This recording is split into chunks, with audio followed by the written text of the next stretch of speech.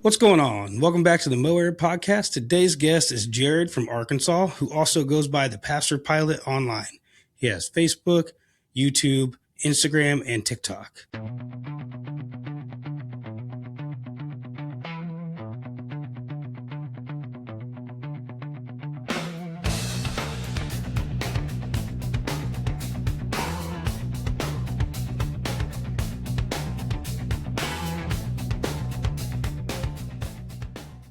All right, Jared, go ahead and introduce yourself and let us know a little bit about you. Yeah, my name is Jared, and I'm a father, a pastor, a pilot, an entrepreneur. I've started my own business over the past year, and part of that business was the YouTube channel. That's really cool. It's been a good journey. Yeah, it's a great journey. So you were from Arkansas. You fly SLSA aircraft, and you go all over the place. What kind of got that thing started? That was a part of it. Was whenever we started the YouTube channel, we don't own an airplane, so we had to rent. And part of that rental process was, how are we going to afford that, with a new business in my hands over the past year or so. So we just started working the ground with our local flight school and seeing if they'd be willing to trade rental time for production value. That's what I do, is video marketing.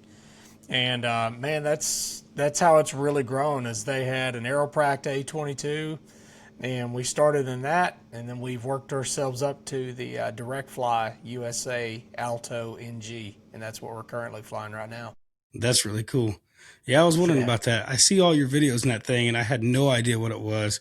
It's a cool looking airplane. Can you tell me a little bit about what that is? Yeah, so it's a SLSA, so it's got the Rotax 912, the ULS, the carbureted version. Going to be flying one pretty soon that's got the IS engine. I'm really excited about that one. But it's two-seater, low wing, really slick. The one that we flew to Oshkosh in my most recent videos are, it'll true airspeed at 108. And then I just flew one of the new ones yesterday that's got an E-prop on it, and it'll fly. We were seeing upwards of 120 knots true in light sport. That's insane. It's incredible. That's awesome. We were blown away by that. So we're excited about the IS performance and seeing how that's going to go. Yeah, that'll be really cool to see, man. That's awesome. Yeah. So let's go way back in Jared's life. What was your first aviation memory that got you hooked? It was like, hey, I have to get in the sky. I have to fly airplanes. I was taking Taekwondo lessons with my cousin, and we basically did a lot of things together. We were more like brothers than we were cousins. And he met an airshow pilot named Skip Stewart out of Memphis, Tennessee. And he's with the big dogs now. But he met him at a small air show in Manila, Arkansas, and took a lesson with him. Skip offered that to him, took a lesson with him, and then he invited me to go, and so I did, and the rest was history, man. It was over after that first flight. Yeah, that's a feeling that you don't ever forget. The first time you leave the ground, it's kind of surreal. Yeah, I mean, it was an old beat up 172, but had to sit on a cushion, and it was terrifying experience to think that I'm actually going to be controlling one of those. But it was, you never forget it, man. Yeah.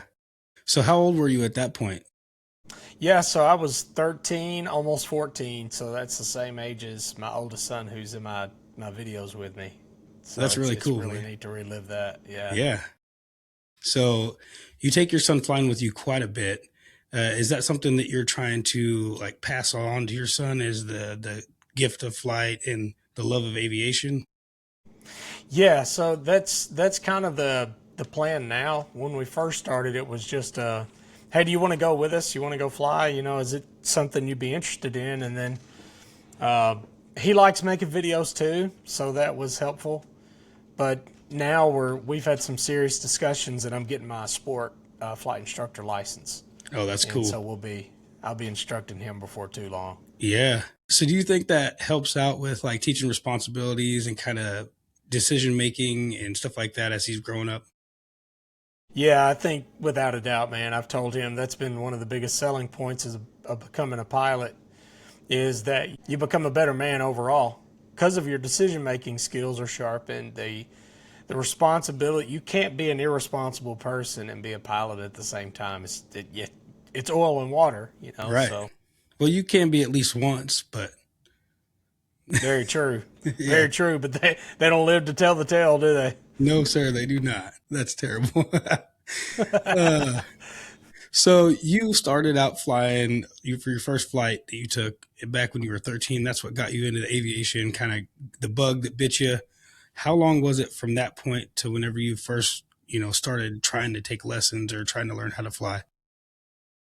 It uh, it wasn't very long at all. It was that first lesson I took with Skip was something that started the whole cascade of events. Man, he broke down what the cost would be on what it would look like to have us take lessons, and it was a no brainer for my parents. I mean, I had to decide between that and Taekwondo, and that was a pretty easy decision, man. Yeah, yeah. I don't blame you there. What did you start flying then? Was it a 172 or like a 150 or? Yeah, it was a 172, and I even remember the tail number. It doesn't exist anymore for that one because I believe somebody nosed it over in a field. I think it was right. He aborted a takeoff or run it off the end of the runway or something. It's sad, but it was like a 1965 or 66 172 that was 3 shades of blue, and you know, it was definitely an old beat up trainer, man, without a doubt. Yeah. It's a good airplane though. Did you have the little Yep. vents up here that you like twisted and pulled out? Yep. Yeah, those Yep. things were awesome. Yeah, that's good air conditioning when you get up. Yeah, it is. Yeah, that's almost as good as being able to open the windows. Yeah, yeah, almost. Yeah, that's really cool, man. So, how old were you whenever you got your certificate? I got the private pilot's license when I was 17, and that was right. It was the summer I graduated high school. That's really cool. That's a good Yeah, it graduation right was. there. Oh yeah, man! It was. I had to take the written and the oral exam and then the check ride, and it was a stressful 4 months of my life stringing those together. Yeah. Yeah, especially at that age, man. Like I was in college whenever I did that and it was still stressful, but whenever you're still high school age, I mean, that's like the most pressure you've ever had probably at that point. Yeah, yeah, because it was. I was working. When I turned 16, part of my 16th birthday was getting a job. Yep. They parents were like, "Hey, congrats, go get a job," and Yeah. then it was working and studying and trying to be a teenager, and it was crazy, man. I don't miss those days, but I'm glad I did it when I did it. Yeah. At that point, were you trying to make aviation a career or at that point was it a hobby still? Yeah, definitely. It was. I wanted to go into the airlines and become an airline pilot. Potentially, something like UPS or FedEx, but we kind of had to squash that one whenever, yeah, I just wasn't going to work. My parents were like, "Hey, look, love you, but unless you go in the military, there is no way that's going to happen." Yeah. So we just went the community college route, and I dropped out of college, and here we are. It looks like you're doing pretty good for yourself now. Well, yeah, it took me about 30 years to recognize what I need to be doing, but hey, here we are. Yeah. Well, that's all right. At least you figured it Yeah, out. So you said you do, yeah, you do video work or you do advertising. What do you do for yeah. a living?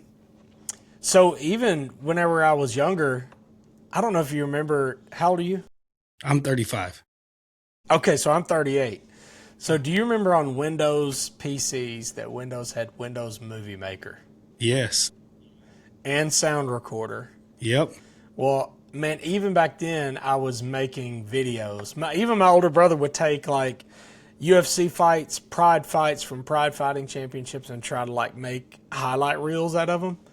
And so we both just loved using the Windows Movie Maker. I've just always loved making videos, but then I Yeah. just started piecing the puzzle together last year to see that there's an actual need for, video strategy for all kinds of businesses. Yeah. That's really cool. So whenever you pitch your job, do you pitch it as like marketing or do you pitch it as like production?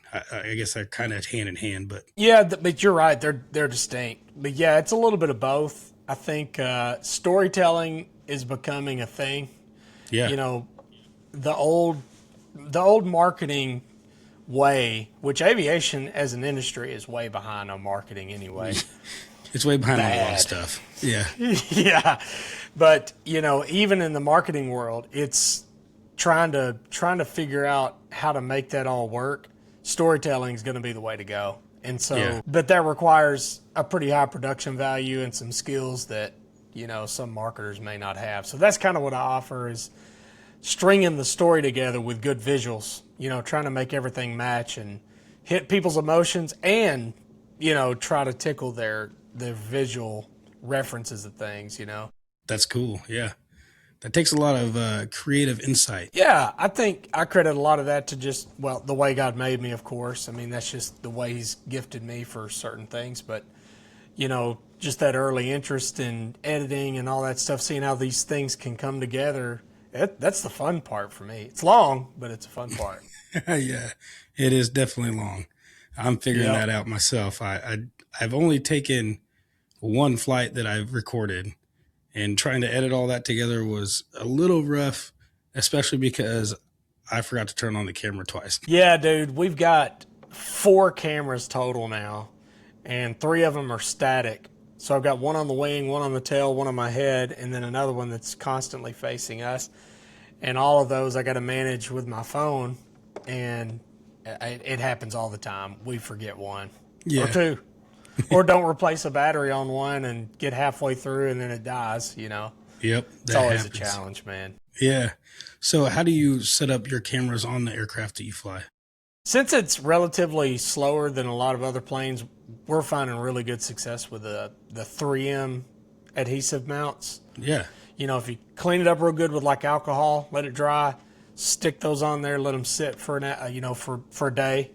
I said almost an hour, but 24 hours is what they recommend. So we give it 24 hours, and man, it cures and it becomes part of that surface, man. It's been really good. And That's then cool. on the inside, we just mount them to the canopy with a suction cup. Yeah. And then the other one just mounts to the bill of my hat. That's really cool. Is the aircraft that you're flying, I know you said it's SLSA, is it metal or is it fabric on parts that you put your cameras? It's metal. Okay. It's all metal. And I don't think there's any cloth on that airplane. It's all sheet metal. That's really cool. Yeah. So you don't have to worry about like too much movement in it. I mean, obviously there's a little bit of vibration, but not a whole lot of like flex, I would say.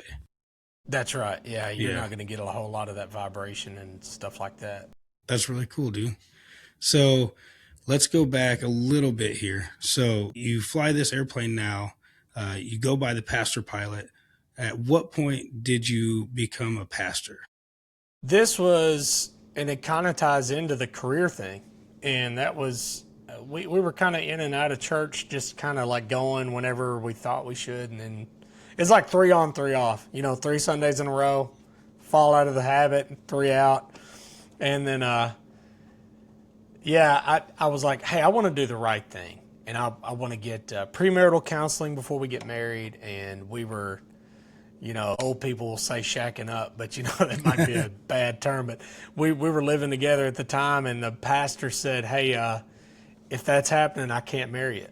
Yeah. And that really opened up our eyes. And it was shortly after that the pastor was preaching Isaiah chapter 6, and it brought me to humility, and I broke down, repented, put my trust in Christ. And then after that, it was really short after I was born again that I was like really having a crisis. Is this going to be my career or what? I started job hopping a lot because I couldn't find anything that worked and that I enjoyed. And then I knew that aviation was out of the question. I was married at this point. And then shortly after we got married, Krista was pregnant with Ethan. And man, it was like I just laid it I remember just literally giving it up and saying, Lord, it's if this is what you want from me, then I'll take it. But if not, I won't. I'll leave it up. I don't want it to become an idol. And so I yielded it up, and then it's probably a year later I surrendered to the call of ministry after a lot of turmoil, just running from it. But I surrendered to the ministry and was ordained about 6 to 8 months later, and then I was on staff at that same church, and then we planted a church altogether about a year and a half later, and then that's been about 12 years ago now. Wow. That's really cool, man.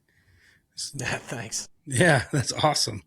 That's a rough go at it, but that it always is when you're trying to get closer to Christ. Temptation and evil is always trying to sneak in there and pull you back away. That's just part of it. Yep. But that's really cool that you found your calling in that. Yeah. Thanks, man. It's been a journey, and then, but really, I was full time in ministry for about 8 years, and so the last 4 I've been bivocational. That's cool. Let's see how you mix ministry and flying. I know that while you're flying, you do talk ministry a lot to your son. I do know that you share with us a lot of ministry as you're flying while you're talking. How do you like commingle those? Do you ever have like a church fly-in type thing where you get together with pilots and do a ministry with them, or is it just, you go by pastor pilot because you're a pastor and a pilot? Well, it was when I started the first episode, I knew 2 things were true. I love aviation and I love theology. So I was like, well, the goal in your mind when you start something, and I'm sure it's the same like even when you started your podcast, you have an idea of how things are going to go, but things develop as they go. Yeah. And it's like you're building the plane as it's flying kind of thing. But yeah. I thought it would be, hey, I'll just talk about theology while I'm flying planes and, just see how it goes. And now it's turned into more of a family / how our Christian values inform and dictate and make the fun of what we do. I like that a lot better than what I originally started, because I think a lot of people don't put those 2 together. They think that they're 2 diametrically opposed things, that my faith is over here and my life is over here. And it's like, no, bro, they inform each other and they talk. And I want people to see how real it is in our family, and it literally governs everything that we do. And it makes us better business people, makes us better fathers, husbands, leaders, sons, the whole 9. Yeah. Yeah, that's really cool, man. I laughed because I understand what you're saying about that. You start with an idea, you're like, this is what I'm going to do. This is how it's going to look. This is like XYZ on the agenda for everything that I'm going to do. And, you start it, and then the first thing that you do throws a wrench in it. And then you're just like, well, let's see what happens, Every time, man. Yeah. It's awesome, though. What you're doing now is really cool. I've actually watched a couple of your videos and haven't made the same connections that you've made. But then whenever you do say it, I'm like, you know what? That's 100% right. I never thought about it like that, but it's 100% right. So that's really cool. Yeah. Well, I appreciate that. And I just, I'm probably going to become more vocal about that and try to, because I tell you one thing, I was being interviewed by this organization at Oshkosh, and I was being interviewed by a guy that's probably 21, 22, young guy. And I just spoke from my heart, and I didn't really try to mince my words. I said, I think men are in a crisis, man. I think that, men have been beaten down so much that any kind of small hint of ambition or courage or anything like that, it's frowned upon, especially by the Christian community. Like, we've been defanged, declawed, and so if we want to be successful, it looks a lot like 9 to 5, work at the steel mill, go find a successful job, climb the ladder, and hope you make a good living. Yeah. And I think that men are like, man, I've got so much drive in me, I don't know what to do with it. Right. And I know that I'm called to be a husband that's more than just a wedding ring wearer, that I'm supposed to be somebody that's something to this woman. And I know that I'm supposed to be not just daddy to this girl or boy or both, but I'm supposed to be something more. And I feel convicted that the Lord's leading me to help them find that, because I've found it and I'm still working on it. But it's one of those things that, man, I want everybody to, if I find something good, man, I want everybody to have it. And if you have a good marriage and good kids, which, you know, good kids don't just happen. You No, know sir. that too. Yeah. That it takes everything. And I think that if we can show and demonstrate that the reason, oh, yeah, my kids are good. You know why? Because we do this, why, you know, X, Y, and Z. Right. Oh, man, it must be nice to be so, quote unquote, to have this or have that. Yeah, you want to know how we got that? And I think men would say, yes, I want to know, and I want to know how to do it. So I want to offer that. I don't know what that looks like, but it's something that I want to offer to them. And he said, man, that resonates with me. I really want to know more about that. So that might be cool. the next step, man. Could be the You very could next step. start doing some like faith-based motivational speaking, or, you know, something like that. That would be really awesome. Yeah, I think that's what I'd really like to do. I'd enjoy that. Yeah, that's cool, man. And you can take the airplane to fly around to different conferences. So, you know, That'd be ideal. Oh man. So you said that you wanted to do commercial aviation. It didn't work out, which, you know, life never works out exactly how you want it. But did you continuously fly throughout the years, or was there ever a time that you like had to put it on the back burner for 3, 5, 7, 10 years? Or was it always just part of your life? Dude, it was literally, if you go to my YouTube channel and go to, it should be the second or third video. It's I think I titled it My 13-Year-Old's First Flight, or it has been XYZ long. Literally 10 years on the money that I had not flown a plane. I flew him when he was 3 years old, and he doesn't even remember it. And that was the last time that I touched the yoke of an airplane at all. And dude, it was when in my latest Oshkosh video, Trent Palmer signed my hat.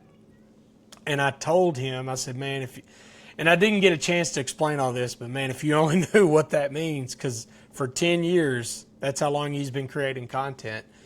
When you got that aviation itch and you can't scratch it, you know, you go to YouTube and watch other people do it. Yeah. And watching Trent Palmer do his thing, man, kept that itch scratched for me.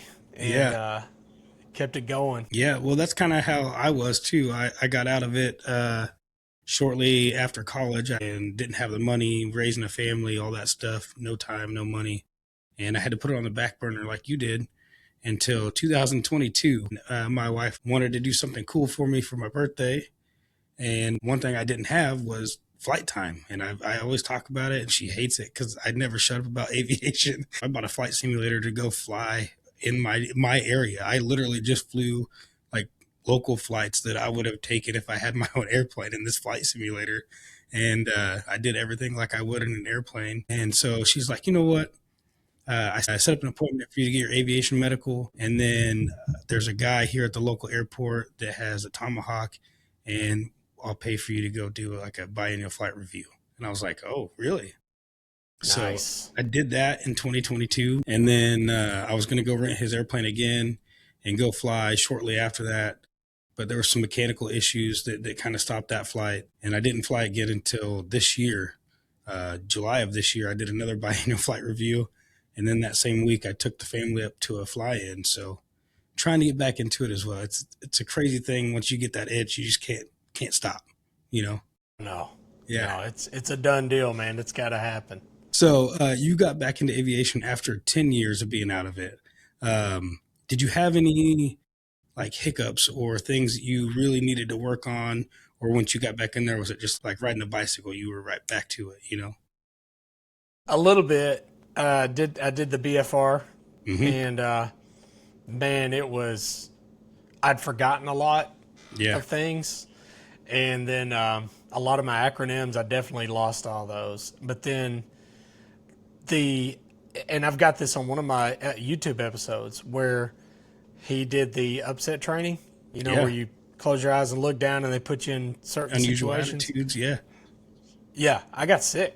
Oh, really? I mean, like, I didn't throw up, but I was uncomfortably close. And I was like, man, it's night and day difference when you're in your mid 30s versus when you're in your early 20s, Yeah. flying an airplane. Yeah, it is definitely a lot different. Your body lets you know way ahead of time. Yeah. Yeah. Yeah. For real. Yeah, that I'm safe checklist that you do before you go to the airport, it means way more now than it ever did. Yep. Totally makes sense. Yeah, that's awesome. So you had to work through that, and I'm sure that was a little tough. Uh, how was your landings and your sight pictures and all that stuff? Did you feel like pretty confident after your biannual flight review, or did you go up and take a couple more lessons? No, I was pretty comfortable after that. It was very similar like what you were doing. I've done. I think we probably nerded out the same way. Whenever I had all of the flight simulators growing up. I had 98, 2002, all the way up, even Yeah, to the most recent one, and I always did that, man. I just sat there and would fly local flights and just get yeah, used to things. And I think it helps. I know it helps. I mean, yeah, it helps definitely. you with those things, the sight picture, instruments, coordination, everything. So it came back pretty quick. So yeah, no, I think it also helps out using the flight simulators as like a training aid while you can't get out to the airplane. There's actually a guy, and I can't remember what his CFI like company is called, but he teaches that. So before you even go fly with him in a real airplane, he has you get all flight simulator stuff, or he has you come into his office where he has flight simulators, like, and he teaches you there, and it's like super cheap. It's almost like a ground lesson in a way. So you Mm, don't gain any flight time, obviously, because they're not full motion simulators. But he's just like teaching you the scans and the sight pictures and all that stuff. And then he goes out and gets in the airplane and flies with you that way. And he swears up and down that it has made his students go from zero to pilot way faster. I believe it. I Yeah. believe it. And you can always start over. Yeah, I like to get on the simulator and do short takeoff and landings like they do in the STOL competitions on football fields. Yeah, dude, that's actually dope. Yeah, it's Yeah, awesome. I land the R66 in stadiums and challenging places like that. I like to do that too. That's really cool, man. Yeah, so we got a little bit of the same nerdiness. Yeah, that's Yep, funny. that's right. I think most people out there that are in aviation probably do the same stuff. They have to, man. Yeah. I think most of them probably do. They just will never admit it. Oh, I don't care. I ain't got no ego. It is what it Yeah. is. I ain't got nobody to impress. I just, I'll be a nerd.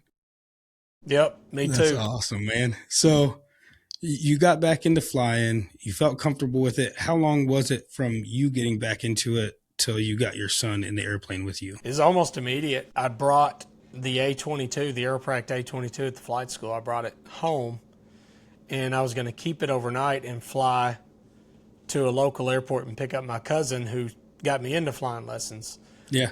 the next day. And I just happened to land, and my wife pulled up at the same time to pick me up. And I called her and I said, "Hey, ask Ethan if he wants to go up." And it was without hesitation. I mean, he's running out there to meet me. And so I just cut the engine off, buckled him in, went up, and he fell in love ever since, man. It's been, he likes going to places. Like if I wanted to go do pattern work, he probably wouldn't want to go. Yeah. But I'm sure that'll change when he starts flying. He'll probably want to do that. Yeah. You're going to have to fight who gets the landing. That's right. And I low key, I'm not ready for that because I like that part. But how else is he going to learn? I gotta let it go. Yeah. Yeah. I see that you've already kind of started giving him some of the passenger information that he needs. So one of the videos I just watched of yours, I don't know how long ago you posted it, but I just saw it last week, was what happens if I go unconscious and you have to control the airplane? And it looked like he did really well. So can you kind of walk us through that? Yeah, so everybody asks it, and I'm sure they've asked you too, like parents, grandparents that are worried about their grandson. They're like, man, I love y'all flying together, but what happens if something happens to you? Does he? And it's a fair question. I mean, it's the Yeah. elephant in the room. Yeah. And so pilot incapacitation happens. And I didn't really have an answer for them other than I've taught him some basic stuff, you know, but a lot of these airplanes now, especially the new Altos that the DirectFly is putting out, have built into their both the Dynon and the Garmin, you know, the attachment where it's got the level button, you know, so if something ever happens, he could just hit that level button and it's going to go straight to level, you know, level flight.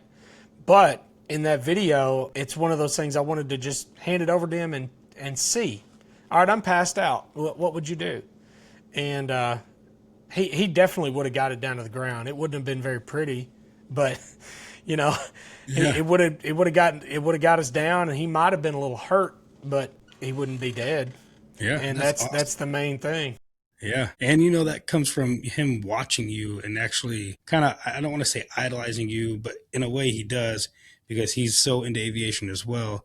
But he pays attention more than you probably think he does whenever you're coming into land or when you're flying and doing stuff. Yeah, I think you're right. He's, you know, when you say that, it made me think of when he has admitted that he's watching and listening is like on flight following. Because we flew to Sun and Fun in the A-22, and it was 22 hours in that plane round trip. Woo! That's a long flight. Yes, sir. So he got plenty of radio chatter and listening for your tail number, and, you know, so that's one of those things I knew if he's paying attention to that, he's probably paying attention to a lot of other things. Yeah. And so in RC airplanes, he's flown a little bit of those too. So he's kind of piecing together, you know, how aerodynamic, you know, things are and what wings do, what elevators do. And I did a quiz on him, you know, when we were talking about this over vacation and weigh in if he really is interested in flying lessons or not. And it came down to he was worried about, I don't know if I'm smart enough to study. And I said, well, hold on a minute. So I just started quizzing him and his mom. And I said, yeah, it's you versus your mom, and we're in the car. And I just started, what is the role of flaps? What do flaps do? And, dude, his first answer was increase lift. I'm like, bro, that's, you know, that's already the textbook answer, you know? And my wife was like, those are the things on the wings that turn it, right? You know? And the more we went, I'm going, see? Yeah. And he knew way more than he thought he did. And I've told him, I said, man, it wouldn't be hard for you. It wouldn't be hard at all. No. Yeah, especially, you know, being such a young age, they learn a lot faster than we do at our age. We're a little more set in our ways. But now that you got him out there and in the airplane and he's actually sitting up with controls in front of him, he can, you know, basically just ghost fly it as you go. And he's going to know way more than you probably did by the time he actually starts taking lessons. Yeah, I think so. I think he's probably exponentially going to be a better pilot than I am. He'll probably surpass me at some point if he goes professional with it. You know, I think he'll, just with what's out there, man, you know, the glass panel is the standard now. Yeah, I know, and it's crazy. It is crazy. I mean, I love it because I trained on steam, but I love how everything's at a reference, just at a glance, you know, and that right there is just going to make, as long as we stay steady on the, hey, this is a glance, this allows you to look out more, not the other way around. Right. And I think that'll help him a lot. Yeah. Yeah, that's one thing I do like about the old steam gauges is, you know, you're really not staring at them constantly, unless you're an instrument, which that was rough. But if you're just flying VFR, you look down, you kind of get your references, you do your little scan, and then you're back out. So you're constantly, you know, using roadways for straight lines, and you're using horizon for altitude, that kind of thing, instead of looking down and make sure, okay, am I still on this heading and am I still at this altitude? You know? Yeah, that's yeah. And what doesn't help guys like us on the glass panels is like, you know, when you and I are looking at a heading indicator and there's a little bit of just a little lag, and the numbers are, you know, you've got 270, a smaller hash, maybe a 280, maybe not, you know, you might not get another actual number until you get to, you know, 360, you know, you have to look at those little marks, and that right there, you fly a glass panel and it's 281, 282, 283. Yes. It can really make you feel like you're not holding heading and holding altitude and airspeed and all that. That is one thing I noticed whenever I transferred over to a glass panel, which I did partially through my instrument training back in college. But I was trying to be so perfect, and I had to learn really quick that perfection is not a thing, especially in, you know, flying, because you're getting moved around by different parts of the air. Your airplane performs a little different. You got different weights. You know, density, altitude changes everything. So there's no perfect. So you just get close, you know. But with that, like you said, with the 281, 282, and you're like, well, I'm off, so I got to go back. So you end up overflying a little bit. Yeah, yeah, Yeah. I know I do for sure. Yeah, it is what it is, you know. But with the autopilots now, you just set everything in there and hit go. It'll give you a little flight director, and it stays on, and that's really crazy. I know. I love it. I absolutely love it. It's as soon as I'm at a certain altitude, man, I'm punching buttons and sitting back and talking, you know, Yeah. Do you guys have just a two monitoring everything. axis? It's these are three. Oh, wow, The latest one's got yaw damper and everything and a light sport. that's You know, insane. it is very nice. So now you're faster than a 172 and you have yaw damper. I mean, That's it's crazy, man. incredible. Yeah, that's really cool, dude. So Yeah. when you fly down in Arkansas, I'm not super familiar with Arkansas, but one thing I do know that I want to go to is Trigger Gap. Have you been down into that type of part of Arkansas yet, or are you like farther down into a different part of Arkansas? I'm further down. We've been to different Ozark places. Hmm. Like, you know, you got Trigger Gap. It's part of the Fly Oz network. Hmm. And they've got one called Birds. We flew to that. That's on our episode and we on our YouTube. And then there was another one that was really cool called Richland Creek. You might try that one Yeah, too. yeah. It's Richland cool. Creek looks really cool too. It Yeah, was. I had to do a go around on that one. It was kind of sketchy, but it was something. that's awesome, man. I'm gonna have to check Yeah. that out. You got those videos posted already? Yeah, yeah, they're Oh, all cool. back. Probably a few months back. The Richland Creek would be probably when it was still cold outside, probably early March, late February. Cool. I'm gonna have to check those out. That sounds really nice. Yeah, I Yeah, had Ethan got a coin, so you'll see the thumbnail. He's got a coin in his hand. That's what I remember. So that'll be the one. okay, cool. Yeah, I had Philip Sneed. I don't know if you know who that is, but he's like the Fly Oz guy from down there. Um, Yeah, yeah, and he was on the podcast. So I talked to him about all these different airstrips they got down there. And for some reason in my mind, Trigger Gap is just I have to go there. I don't know when I'm going to do it, but I'm going to do it soon. And I call it Redneck Catalina or Midwest Catalina, yeah. whichever way you want to look at it. But That's accurate. yeah, That's awesome, man. yeah, Redneck Catalina. that's what I call it, man. You got the little fire pit out there with the gazebo thing, but it's up on the top of two haulers, you know, outlooking all of the countryside like Catalina does. But it's a grass strip out in the middle of nowhere, Arkansas. Yeah, we got to do it too, and we may fly the A-22 up there because it's made for that kind of territory, man. It's you throw the flaps down on that thing, you're off the ground in no time, and on the ground in no time. It's a pretty Yeah, fun little plane. that sounds awesome, dude. What is your plans moving forward with aviation? It's kind of twofold to train Ethan and see where that goes, Hmm. and we're working closely with DirectFly USA, and we're enjoying that relationship. It's kind of turning into a potential for us to become part of their sales team, and Nice. I really will enjoy that. I think because I love aviation, I love seeing people get into aviation. I like seeing people enjoy it, and the owner is the same way. We're aligned on that. We're both believers, and we're aligned on that too. And it's just a great pair. But I think the other more exciting side for me too, on an emotional level, is family. Trying to whatever that may hold in the future. Like we flew. There's two episodes on our YouTube channel of where I took all four of us, in a 182 RG to Destin, and Dang. that was a lifelong dream come true. I had to pinch myself so many times on that one because I had daydreamed about that for so long. You know, to be able to fly my family in a plane, and man, it was incredible. You know, we're down there in 3 hours when it's an all day drive Yeah. for us.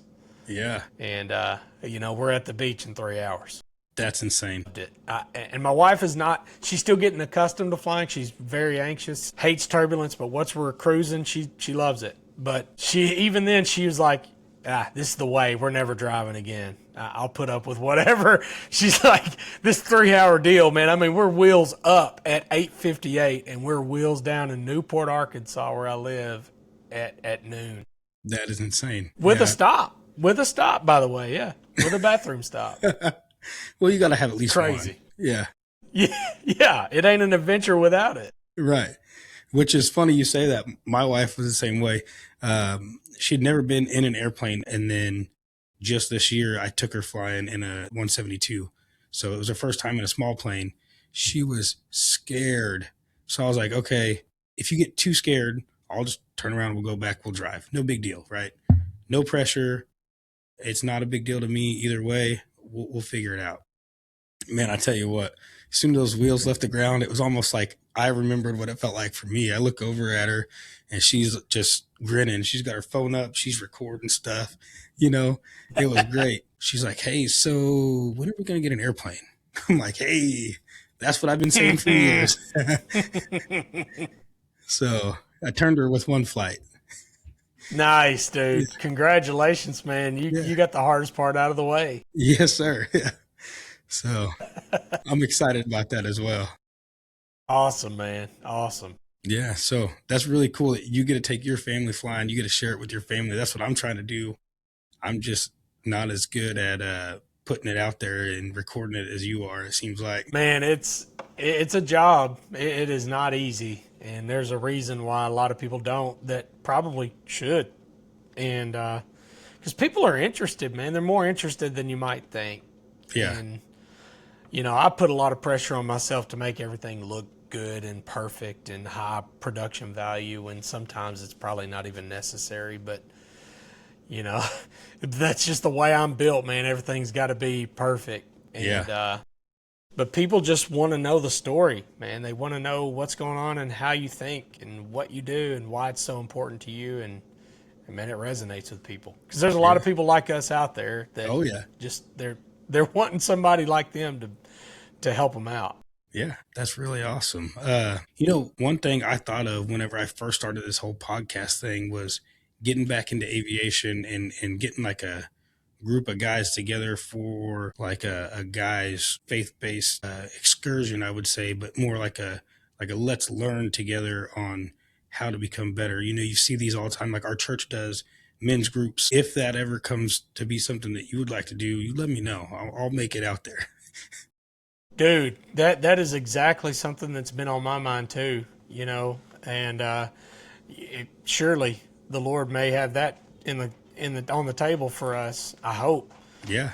I think it would be ideal to do that, man. Give us an excuse to fly somewhere and meet each other, and then also open the Word, and especially for guys that don't know, Right. that get them an excuse to fly and come eat something maybe, and then hit them with the Word. There you go. I think it'd be awesome, man. I dream that's kind of on the horizon for me. I want it to be sooner than that, but man, it's definitely.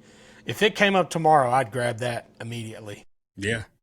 It'd take a lot of work, getting people together, and the logistics of it would be kind of hard, and it's all weather dependent and stuff like that. But I just think that would be really awesome, and I've watched a lot of your videos, listened to some of the stuff you talk about and the stuff you teach your son. It's all faith-based. And, that brought that idea up in my head, which it left for a while. I hadn't thought about it since, probably last year until I started watching your stuff. And then I'm like, man, this guy would be perfect for that. Yeah. Well, thanks, man. I appreciate that. I love it, man. And, I just got a burning desire to help other guys get what I have. And it's out there. We teach Ethan and Aiden. He's 4, but we're going to teach him whenever he's able to understand. But I remember when I first started teaching Ethan, he was probably 7, maybe 8 years old. And man, I flirt with my wife. We gig each other. I mean, we are so sarcastic to each other. Sometimes my mom's like, man, y'all are being mean to each other, but it's how we are. And I've been teaching him that there is a woman out there that God has for you that is your wife, and it's gonna be the biggest blessing of your life. And then on top of that, somehow God gives you something like icing on the cake, and that's children. And Yeah. now that he's getting older and 14 and girls are pretty, and Yes. now that's starting to have a lot more consequences and deeper talks. But I think it's such a blessing, man. I want every man that, if they're not called to singleness, that I want them to know this is out there for them. And there's one way to get it, and it's through Christ. And the second way is obedience. And once you do those things, man, it holds water and tells you you'll be blessed if you don't sit in the seat of scoffers and sit with all those who mock the Lord. Man, you'll find so much blessing in your life. It's crazy. Crazy. I agree with you. I'm a preacher, so I could go on forever. I have to stop myself. No, you're good. You're good. I totally agree with that. We've all fallen away from the path, but as soon as you get back on the path is when life starts turning around for you. Or at least it did for me. Yeah. But that's really cool, man. So let's get back into your aviation stuff. You said that you are possibly on the fast track to teaming up with these guys to get on the sales team for them. What does that look like for the SLSA stuff? Do you have to have like certain qualifications to demo planes? Do you have to like go through a bunch of extra training, or how does that work? It's like there's two lanes. One of them's easier than the other. So to demo them, for instance, like there's two people that the SLSA planes are really trying to target, and that's flight schools and private owners. And flight schools, it's a big deal for them because it cuts their operation costs in half or more. And so to demo the plane for a flight school, you're going to be flying a flight instructor. So they're going to want to naturally sit where they're going to sit in the right seat. And essentially, I just say, hey, man, you do everything. I'll just guide you through it. And, then I'll show you the capabilities of things that you're not comfortable pushing. And then private owners, you got to have, I think at a minimum, you got to have what they call the CFIS, the sport flight instructor. So I'm working on that as we speak. I've already passed the fundamentals of instruction written, and I've got one more written to take. And then after that, it's maybe a couple of lessons and then a check ride, and then I've got it. But that's cool. There's other requirements under that. But since I got my private and so many hours and so many PIC hours and all that, it just kind of rolls together. But eventually I want to get my instrument and commercial and then become an actual like CFI as well. If Ethan's going to pursue it further than a sport, then he just loves the idea of me being his instructor for now. Yeah, no, I feel you. Yeah. In a couple of years, he might not agree anymore. Yeah, he might want somebody different. Oh, that's awesome. I've always thought about getting my CFI because my son loves airplanes, my daughter loves airplanes. So I'd like to eventually get somewhere where I could teach them. I think that would be awesome. Man, it's just awesome to think about, man, to think that not only did you raise them up, but you actually raised them up to do something really unique and cool, and that they wanted to do it too, Yeah. And like you said in the very beginning of this episode, you can't fly airplanes and be irresponsible, or I know this is going to sound terrible. You can't be on drugs or use a bunch of alcohol or make bad decisions and be a pilot. It just doesn't work. So if I can get my kids on the path of, aviation and faith, I feel like that'll just kind of lead them into a cleaner, better life as they grow up. Yeah. I mean, in high school, it's what kept me out of not all of trouble, but a lot of trouble. I think there was a lot of bad decisions that I was about to make, and then it always crossed my mind, like, how's it going to affect me becoming a pilot, though? Which is ultimately, it's not the best motivation, but it's definitely one that's better than most. It's not the best, but it's not bad. Yeah, right. I mean, don't do this thing that could really wreck your life for years to come just because of what it might do to your pilot career. But yeah, I'm glad it did. It served its purpose at the time. I didn't think aviation was going to be a thing for me whenever I was in high school. Boy, I did. I was like, man, it was my idol, man. Looking back in history, not in history, but just like in my the past of my life, like I'm born in the 1800s or something. But looking back, man, it was all that I was focused on. It took me I think it took me at least a year and a half to study for my written. And I made a 76, you know, in Yeah. 70s passing. Yeah.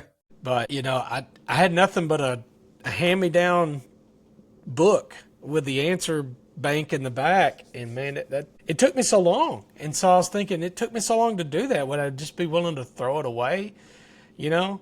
So No. my biggest my biggest crutches were not drugs or, you know, alcohol, but it was girls and fast cars. That not any better, but not as consequential. Right. Yeah. Yeah. No, they're not as consequential with the law, but they cost just as much. They do. They Yeah. do. They, But they really do. now your crutch is aviation. That costs way more. So it is what it is. It's all a wash now. Yes, sir. That's awesome. All right. So one thing I ask everybody, and I don't want to get you in trouble with the company you're partnered up with, but one thing I ask everybody, if money was no factor, you could have any aircraft that you want for personal use, what would it be and why? It honestly may be a stationaire.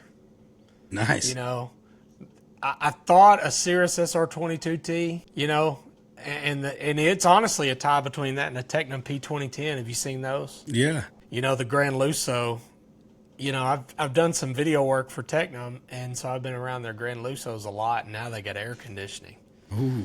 And That's so, nice. you know, you're talking, golly, Italian style. But yeah, I think it, honestly, just because of the fact that I know we would travel, it'd be a stationaire because you can fit all four of them in there. Plus, if it packs, it flies, Yeah. you know. Yeah. And I just could think of all the places we could go, man, and even off airport, you know, grass runways it's capable of doing things. So I think that'd be the one. That's a and good now one. they're decked out with G3000s or G2000s or one or the other. I can't remember. You know, they're so awesome, man. They're beautiful planes. Yeah, they are. That's a good one, man. I haven't heard that one yet, but that's one of my favorite reasons to ask that question is everybody has different ideas of what their aviation future looks like. And that question right there forces you to pick a type based on what your mission that you want to do is. Yeah. Yeah, that's a good question, man. What's yours? Mine is actually a Bear Hawk 5, which is an experimental kit-built aircraft. The reason why is because they stall really slow, but they fly really fast. They got all the room in the world that you can want. They can go from 4 seats to 6 seats. And then the owner of the company is Virgil Irwin. He just bought it. I don't know. It hadn't been maybe 10 years or 5 years since he's bought it, but he was a missionary pilot. Oh, and, yeah. He bought that company, and I just like his values. You know, they're fantastic. Looks I love like a that mall. airplane. Yeah, it's like a mall on steroids. If you watch National Stoll, John McCardle, he had a mall that he flew in the National Stoll competitions, and then he built this Bear Hawk 5 that he now flies in the Stoll competitions. And I think he got down to like a 70-something foot takeoff and an 80-something foot landing or vice versa with this giant 3,000-pound airplane. Yeah, it's That's crazy. incredible, man. Yeah. So Hats off to him. I don't know if I could do it. well, I would never try to do that if I bought one of those or built one of those because they're expensive and I don't want to break it. But just knowing that it has the capability to do that, you can basically go anywhere you want with it. So that's mine, Bear Hawk 5. I like it. I Yeah. like it a lot, man. Yeah. Sharp plane. And I got my tailwheel endorsement, and I've always just been attracted to tailwheels for some reason. I can understand. I did too in a J3 Cub, and that was right before I stopped flying. And but man, it was a lot of fun. A lot of fun. You know, landing in a 172 right now, since I've been out of aviation for a while, is a lot of fun. But back when I did it every day over and over and over, it just kind of got same old, same old. And then whenever I went into tailwheel, it was completely different and it was new. And, you know, it's just the stick and rudder skills you had to have in the Super Cub that I flew. It was night and day difference. Yeah, I can definitely see that. And, you know, the J3, it reminds me too, is you're flying a lot with the rudder. Yeah. You know, more so than the aileron, it's a lot of rudder. Yeah. And it opened my eyes up to, like you said, the stick and rudder skills, man. You got to have them. Gotta have them. Yeah. I appreciate you coming on. Jared, is your name on all your stuff just Pastor Pilot, or is it the Pastor Pilot? I can't remember what it is on there. Yeah. TikTok, it's going to be like pastor.pilot, and then Instagram is Pastor Pilot Official, and then YouTube and Facebook, it's Pastor Pilot. Awesome. Well, I'll link all of those in the description. I will pop them up on the screen. Everybody go follow Jared. His content's great. If you are faith-based, you're going to love all of his conversations. If you're not faith-based, hopefully you learn something. He teaches his kid a lot of good life lessons, whether you want to use it as a faith-based lesson or not. It's still a good life lesson. So go follow him, give him some ideas of places to go, things to do, people to talk to. Do you have anything else that you want to say to people before we sign off today? Hey man, Romans 5:8. Read it, check it out. It'll change your life. There you go. You heard it from the pastor pilot, Romans 5:8. I'm going to go read that after I get off here. Awesome. That's exactly what I wanted. Heck yeah. Awesome. And as always, folks, remember that success starts with a positive attitude. Thanks for watching another episode of the podcast. If you enjoyed this episode, please like and subscribe. And if you have a story to share, let me know.